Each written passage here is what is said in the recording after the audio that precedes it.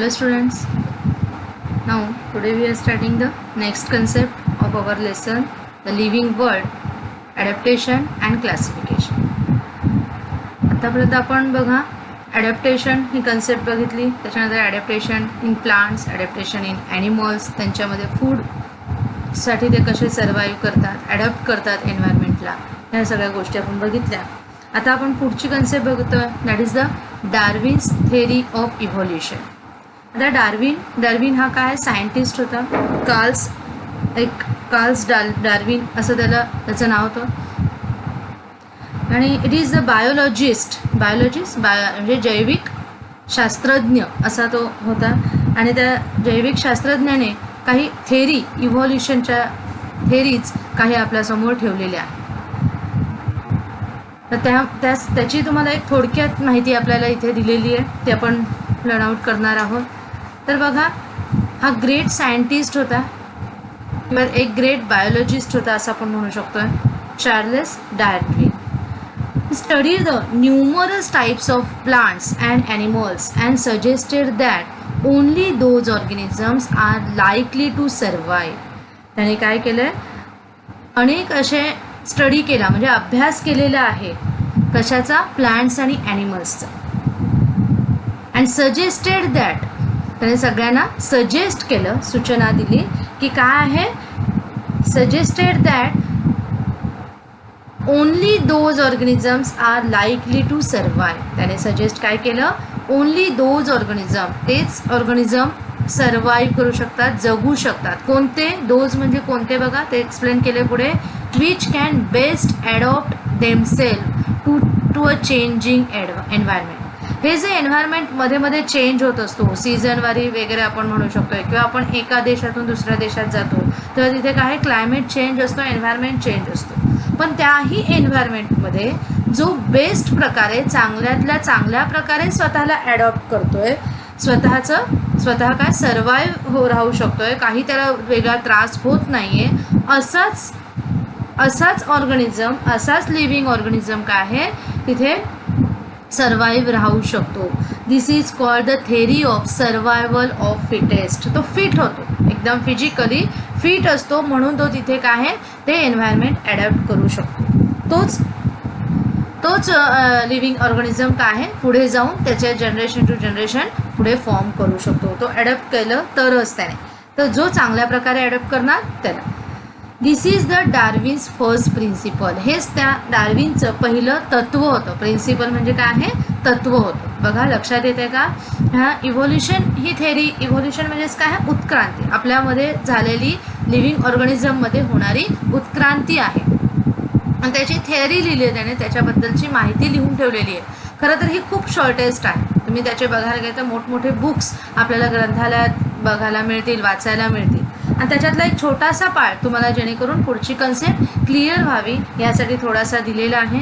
बघा, डार्विनने काय सांगितलं की कुठलाही प्लॅन्ट आणि ॲनिमलचा त्याने अगदी सुरुवातीपासून, तो जेव्हा होता त्याच्या, खरं तर मग त्याचा अभ्यास करत गेला. आणि जसं जसं वेगवेगळ्या जनरेशन पुढे होत गेल्या त्याचा त्याने काय आहे खूप डीपली अभ्यास केला. आणि डीपली अभ्यास केल्यावर असं त्याला समजलं की जे ऑर्गॅनिझम ह्या एन्व्हायरमेंटला, ह्या चेंजिंग एन्व्हायरमेंटला ॲडॅप्ट करतायत तेच ऑर्गॅनिझम लाईकली टू सर्वाईव्ह, तेच ऑर्गॅनिझम काय आहे सर्वाईव्ह राहू शकतात, जिवंत राहू शकतात. लक्षात आलंय.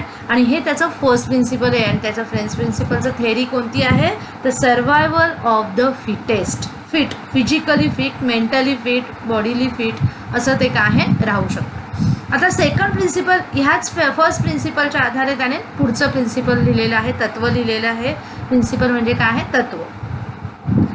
If an organisms is born with a new beneficial characteristics and is able to survive, this change is preserve in the next generation. जर एखादा ऑर्गॅनिझम, बघा, if an organism is born म्हणजे काय, जन्म होतोय. ऑर्गॅनिझम एखादा कुठलाही जीव, जैविक घटक असेल, इज द बॉर्न म्हणजे काय, त्याचा जन्म होतो, विथ अ न्यू म्हणजे नवीन, बेनिफिशियल म्हणजे फायदा होतोय त्याचा त्याला, कॅरेक्टरिस्टिक म्हणजे ज्या कॅरेक्टरिस्टिक्सचा त्याला पुढच्या जनरेशनमध्ये काय आहे फायदा होणार आहे, त्याचा बेनिफिट होणार आहे, त्यामुळे त्याने आधीच्या ऑर्गॅनिझमने जे काही ॲडॉप्ट केलं आहे त्याच्यामुळे त्याला काय सोयीस्कर जाणार आहे, कन्व्हिनियंट जाणार आहे, असं जे काही त्याने काय आहे कॅरेक्टरिस्टिक स्वतःमध्ये आणलं आहे आणि तो ज्या जनरेशनमधून तो काय झाला आहे, आधीच्या जनरेशनमधून बॉर्न झालेला आहे, म्हणजे असं जे जनरेशन आहे आणि तो बॉर्न होताना या बेनिफिशियल कॅरेक्टरिस्टिक्सनेच काय बॉर्न झाला आहे, जन्म झालेला आहे and is able to survive आणि त्यामध्ये त्याची ॲबिलिटी आहे, त्याची क्षमता आहे जिवंत राहण्याची and this change is preserve in the next generation. आणि जर त्याने ते चांगल्या प्रकारे ॲडॉप्ट केलं, चांगल्या प्रकारे त्याच्यामध्ये ॲबिलिटी आली तर तो चेंज काय होतोय नेक्स्ट जनरेशनपर्यंत प्रिझर्व होतोय. And this is the Darwin's second principle and it's called the theory of natural selection. आणि ह्यालाच काय म्हटलेलं आहे, थेरी ऑफ नॅचरल सिलेक्शन. हे दुसरं प्रिन्सिपल होतं ज्याला त्याने नाव दिले आहे थेरी ऑफ नॅचरल सिलेक्शन. निसर्गतः सिलेक्ट करणे, सिलेक्शन होणे, त्याचं पुन्हा काय म्हणून निवड करणे, असं आपण निवड करण्यासाठी म्हणजे असे ऑर्गॅनिझम त्याची निवड होतीये की जे काय आहे जे बॉर्न झालेले आहेत बेनिफिशियल कॅरेक्टरिस्टिक्स. म्हणजे एक जनरेशन आहे, त्या जनरेशनने त्याच्यामध्ये स्वतः काय केलं आहे, वरच्या फर्स्ट प्रिन्सिपलच्या आधारे स्वतःमध्ये काही बेस्ट ॲडॅप्टेशन केलेलं आहे, चेंजिंग एन्व्हायरमेंटमध्ये स्वतःला त्याने फिट ठेवू शकलेलं आहे. त्याने काय मेंटली तो फिट झालेला आहे, फिजिकली तिथे फिट झालेला आहे आणि तोच ऑर्गॅनिझम ज्याने स्वतःला फिट केलं आहे तो आता न्यू जनरेशनला बॉर्न करतोय, जन्म देत आहे. नवीन जनरेशन त्याच्यामधून काय आहे रिप्रोड्यूस होत आहे आणि तो रिप्रोड्यूस झालेला ऑर्गॅनिझमसुद्धा त्याच बेनिफिशियल कॅरेक्टरिस्टिक्ससोबत काय झालेला आहे, जन्माला आलेला आहे. तर तो सुद्धा त्याच्यामध्ये ती ॲबिलिटी आली आहे, ती सर्वाईव्ह राहण्याची, ती जिवंत राहण्याची ॲबिलिटी मुळातच आलेली आहे, जन्मापासूनच आलेली. आणि त्याच्यामुळे हा जो चेंज झालेला आहे, हा जो चेंज नेक्स्ट जनरेशनने प्रिझर्व केलेला आहे, स्वतःमध्ये घडवून आणलेला आहे, त्यालाच काय म्हटलेलं आहे डार्विन्स सेकंड प्रिन्सिपल. त्याला दुसरं प्रिन्सिपल, दुसरं तत्व हे त्या डार्विनचं मांडलं जातं. आणि त्याला त्या सेकंड प्रिन्सिपलवर त्याने कोणती थेरी लिहिलेली आहे तर नॅचरल सिलेक्शन. ओके, आता आपण बघूयात next concept, that is the classification of living organism. आता लिव्हिंग ऑर्गॅनिझमचं क्लासिफिकेशन म्हणजेच काय, वर्गीकरण कसं करता येईल. त्यामध्ये तुम्हाला अनेक वेगवेगळे ॲनिमल्स दिसतात. इट इज डिफिकल्ट, म्हणजे एवढ्या सगळ्या ॲनिमल्सचा आपल्याला जर अभ्यास करायचा असेल तर कसं करणार.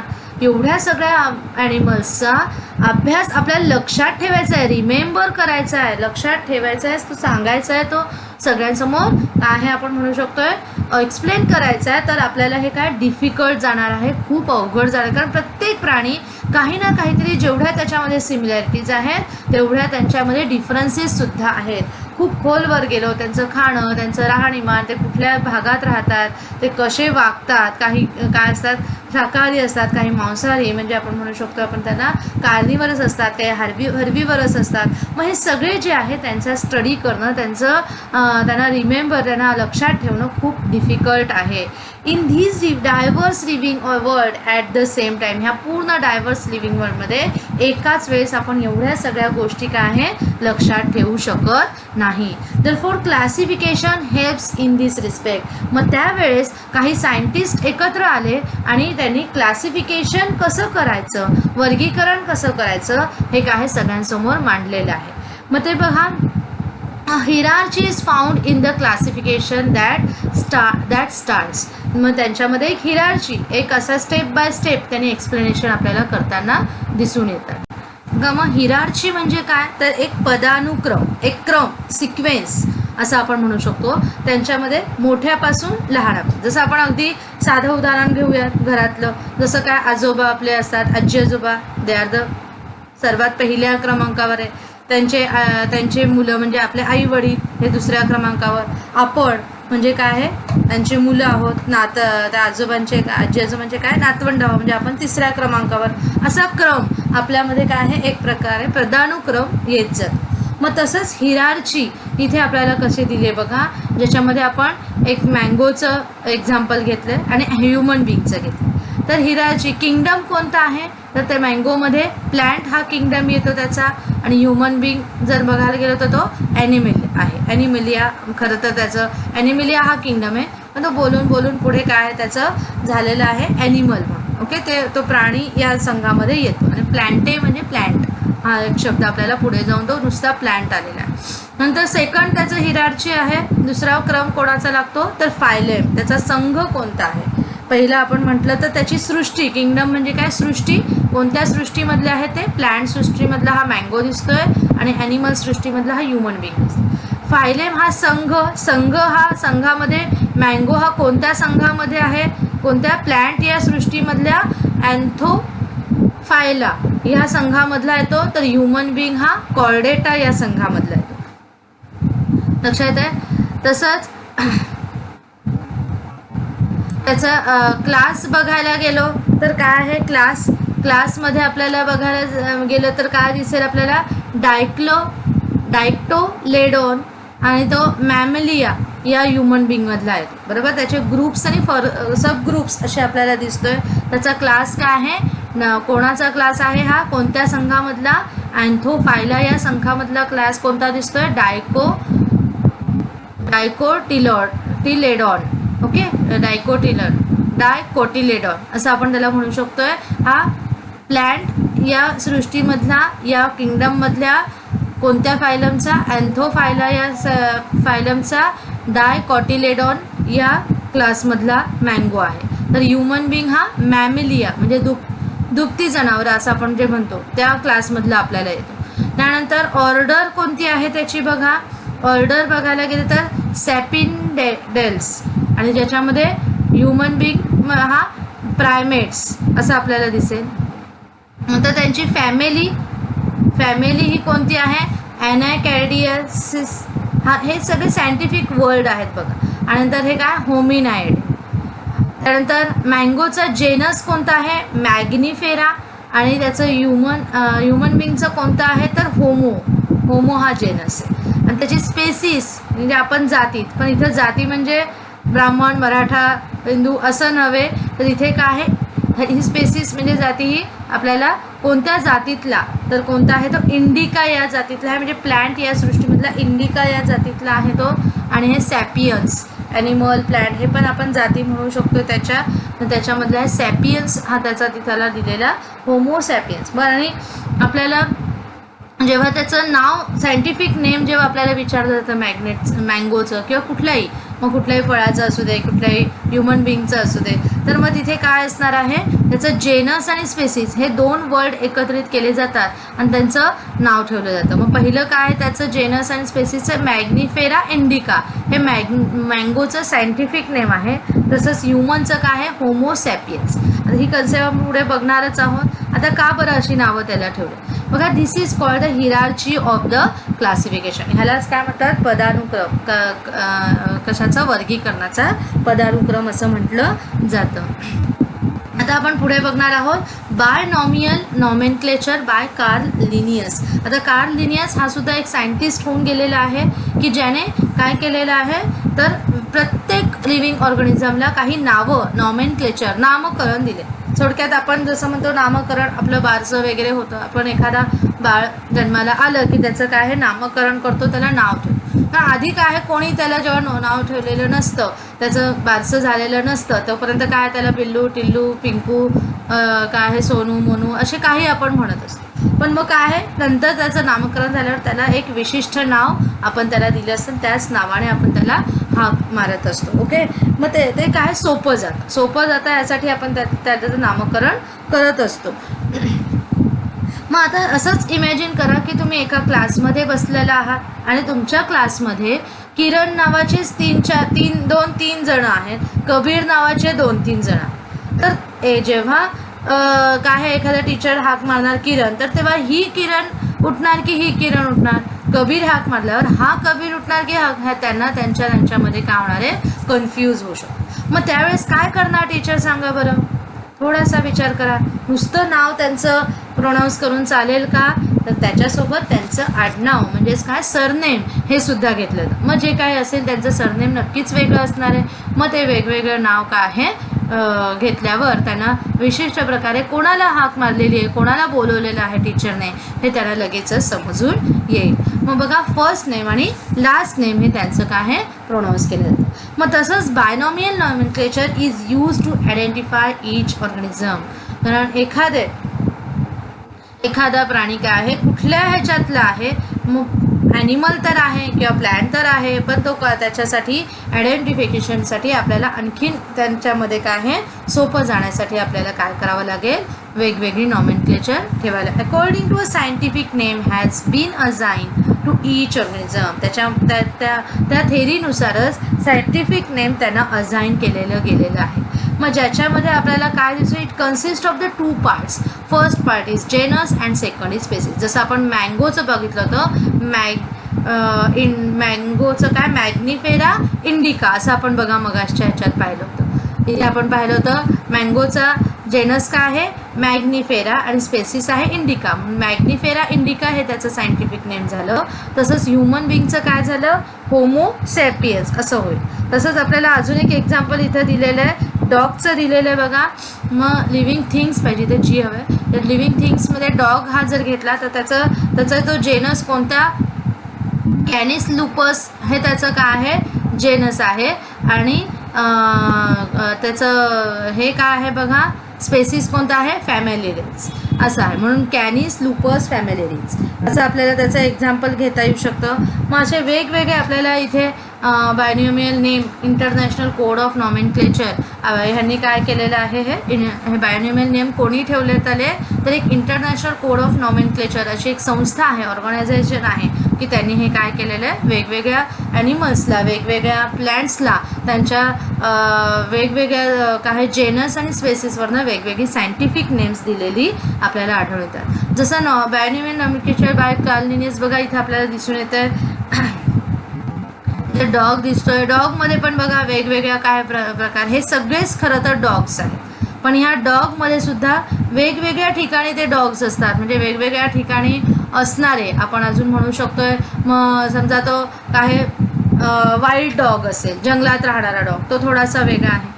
त्यानंतर आपण म्हणूयात एखाद्या फॉरेनर कंट्रीमधला, म्हणजे कुठे आहे काश्मीरमध्ये आहे किंवा कुठे अजून फॉरेनर म्हणजे अमेरिका, ऑस्ट्रेलिया ह्या ठिकाणचे आपण डॉग्स असे बघायला गेलो तर तिथले अजून आपल्याला वेगवेगळे दिसून येतील. आपल्या एरवी इतर गल्ली बोळात फिरणारा जो डॉग असतो तो असतो अजून आपल्याला, हा सुद्धा आपल्याला इकडे बाहेरच्या देशातला असा कुठला तरी डॉग दिसून येतो. म्हणजे हे वेगवेगळे डॉग्सचे तुम्हाला पाहिजे तर तुम्ही हे सगळ्या चित्रावरनं तुम्ही माहिती काढा, इंटरनेटवर जा, अशा प्रकारचे डॉग कुठल्या देशात कुठल्या ठिकाणी असतात त्याची माहिती मिळवा. त्यांना कोणत्या हा अमेरिकेतला आहे, हा ऑस्ट्रेलियातला आहे, हा वाईल्ड डॉग आहे, हा आपला डोमेस्टिक डॉग आहे, असं तुम्हाला काय आहे त्याच्यामध्ये क्लासिफिकेशन करता येऊ शकतं. मग तसंच आपल्या पुस्तकामध्ये दिले बघा लिव्हिंग थिंग्स आणि सायंटिफिक नेम. मग असे आपण डॉग बघितलं कॅनिस लोपस फॅमिलिरियस. तसंच काऊचं काय आहे बॉस टॅरियूस. तर हिबिस्कसचं काय आहे हिबिस्कस रोझा सायनेसिस. आणि जोवारचं काय आहे सॉर्गम बायकलर. हे काय दिसतात आपल्याला त्याचे सायंटिफिक नेम्स आहेत की जे जेनस आणि काय म्हणू शकतो आपण त्यांचं जेनस आणि शेवटी आपण पाहतो स्पेसिस, या 2 कन्सेप्ट एकत्रित आणून त्यांची ही नावं तयार करण्यात आलेली. तर अशा प्रकारे आपल्याला बघा वेगवेगळ्या लिव्हिंग थिंग्सची सायंटिफिक नेम अजून तुम्हाला वेगवेगळ्या यांची जर शोधायची असेल, इथे काही एक्झाम्पल म्हणून 3-4 दिलेले आहेत, पण तुम्हाला अजून काही लिव्हिंग थिंग्सची जर सायंटिफिक नेम शोधायची असतील तर तुम्ही इंटरनेटचा त्याच्यासाठी मदत करून घेऊ शकताय. ओके, त्यासाठी तुम्हाला इंटरनेटवर जाऊन वेगवेगळ्या living things and their scientific name असं तुम्ही टाईप केलं की तुम्हाला काय आहे त्यांची नावं ॲटोमॅटिकली तिथे आलेली दिसून येतील. ओके, मग अशा प्रकारे आपला हा लेसन इथे कंप्लीट होतो आहे. आणि त्याचप्रमाणे तुम्हाला ह्याचं पूर्ण जो एक्सरसाइज आहे ती कंप्लीट सोडवायची आहे. मी पाहिजे तर एखादी त्याच्यासाठी असलेली एक वेबसाईट तुम्हाला सेंड करेल की जेणेकरून त्याची मदत तुम्हाला सोडवताना होणार आहे. पण स्वतःहून आधी सोडवायची स्वतःहून सोडवायचा प्रयत्न करा. लेसन हा 2-4 वेळेस व्यवस्थित वाचा. जे अवघड शब्द आहेत ते लगेचच आपल्याला त्यांच्याशी फ्रेंडशिप करायची आहे, म्हणजेच काय आहे ते आपल्याला पाठ करून टाकायचे. आता फ्रेंडशिप करायची म्हणजेच काय, तर जेव्हा आपण एखादा शब्द मैत्री करायची, त्याच्याशी फ्रेंडशिप करायची, म्हणजेच काय, तो शब्द आपल्याला रोजच्या भाषेमध्ये आणायचा आहे की जेणेकरून आपण तो कधीही विसरायला नको. त्याचा अर्थासकट तो लक्षात ठेवायचा आहे. म्हणजे काय होईल, त्याची मैत्री झाली की आपण प्रत्येक वेळेस उत्तर लिहिताना आपल्याला इझी होणार आहे, इझिली आपण ते आन्सर लिहू शकणार आहोत. म्हणजेच अशा प्रकारे तुम्हाला काय लेसन व्यवस्थित वाचायचं आहे. मी जिथे जिथे त्या शब्दांचे अर्थ तिथे सांगितले आहेत बऱ्याच वेळेस, ते शब्दांचे अर्थ लगेच तिथे तुम्ही नोट डाऊन करून घ्या. पुन्हा पुन्हा व्हिडिओ पॉज करून तो ऐका आणि काय आहे तुम्हाला त्याच्यामुळे एक्सरसाइज सोडवताना सोपं जाईल. आणि ते सगळे उत्तरं हे तुम्हाला पुस्तकातूनच शोधून काढायचे आहेत. म्हणजेच काय आहे, जास्तीत जास्त तुम्ही पुस्तकाचा वापर करा. गाईड वगैरे असतंच, पण गाईड हे मार्गदर्शन म्हणून फक्त आहे. डायरेक्टली गाईड समोर घेऊन उत्तरं लिहायची आहेत का कुठल्याही धड्याची, तर नाही. तुम्हाला काय आहे, जास्तीत जास्त आधी धडा वारंवार वाचा, तुम्हाला त्याच्यातच सगळी उत्तरं मिळणार. आणि जर अगदीच नाही मिळालं तर तुम्हाला फक्त गाईडची मदत घ्यायची आहे, पण डायरेक्टली ॲज इट इज ते उतरवून काढायचं नाही. हां चला धडा झाला आहे, गाईड घेऊयात आणि उतरवून काढूयात असं करायचं आहे का, तर अजिबात नाही. तर तुम्हाला प्रत्येक प्रश्न वाचायचा आहे, धड्यामध्ये जायचं आहे, आधी 2 वेळेस वाचून काढायचाच आहे धडा आणि मगच सोडवायला घ्यायची आहे. तरीसुद्धा नाही लक्षात आलं तर पुन्हा पुन्हा तो भाग, मग कुठल्या भागात ते येऊ शकतं, तुमच्या पॅरेंट्सची त्याच्यासाठी तुम्ही मदत घ्या. एखादं नाही आलं तर तुम्ही मलाही विचारलं तरी चालेल, पण जास्तीत जास्त काय वाचनाकडे लक्ष द्या. व्यवस्थित जेवढं जास्तीत जास्त तुम्ही वाचाल तेवढं तुम्हाला पुढे पुढे सोपं जाणार आहे. त्यामुळे सगळ्यांनी काय आहे, व्यवस्थित लेसन वाचायचं आहे. एखाद्या ह्याच्या गोष्टीचा अर्थ समजला नसेल तर तुम्ही पुन्हा मला तो विचारू शकता माझ्या व्हॉट्सअप नंबरवर. लक्षात आलं. आणि त्याचप्रमाणे तुम्हाला पूर्ण व्यवस्थित एक वही घालायची आहे सायन्ससाठी, की ज्याच्यामध्ये तुम्हाला सुरुवातीला पहिला लेसन झाला की पहिल्या लेसनचं नाव, त्याच्यामधले जे काही हार्ड वर्ड्स आहेत, जे मी तुम्हाला मध्ये मध्ये सांगितले ते सगळे हार्ड वर्ड्स 2-4 वेळेस तुम्ही लिहून काढा. म्हणजे जेणेकरून तुम्हाला ते पाठ होतील स्पेलिंग्स. तुम्हाला जिथे आवश्यक असतील त्यांचे मिनिंगसुद्धा लिहून काढा आणि मग तुम्हाला एक्सरसाइज सॉल्व करायची. ओके, अशा प्रकारे तुम्हाला काय आहे, वेगवेगळ्या गोष्टी लक्षात ठेवून प्रत्येक लेसनच्या वेळेस हे करत जायचं आहे. ओके, अशा प्रकारे आपण हा लेसन इथेच थांबवूया आणि सगळ्यांनी लेसन झाला लगेचच त्याचा एक्सरसाइज सोडवायला घ्यायचं आहे, की जेणेकरून पुढे मग पेंडिंग काम राहणार नाही. ओके, आता आपण पुढच्या लेसनकडे उद्यापासून आपण पुढचं लेसन स्टार्ट करू.